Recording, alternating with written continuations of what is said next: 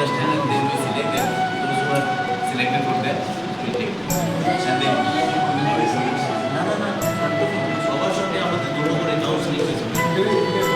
এখানে সবাইকে আনানো হয় কাউন্সিলিং করে আমাদের মোবিলাইজার যিনি প্রজেক্টে নিয়ে করে যে কোনো স্টুডেন্টসে ইন্টারেস্টেড আছে তাদের সঙ্গে আমরা কথাবার্তা বলে তাদের সঙ্গে এন্ড অফ এই মাসের 25th মধ্যে 27th মধ্যে ওরা বেরিয়েও যাবে।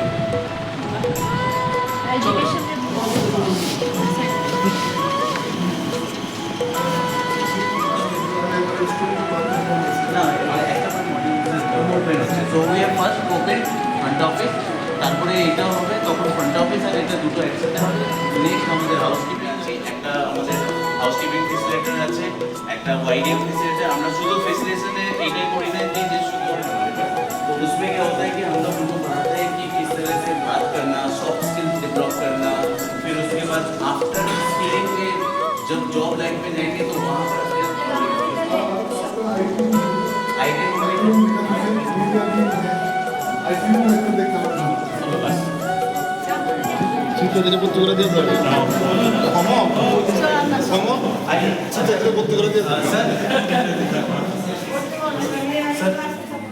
আমরা এসছি জাস্ট কার্সি ভিজিট এবং ওনাকে আমরা সম্বর্ধনা জানিয়েছি।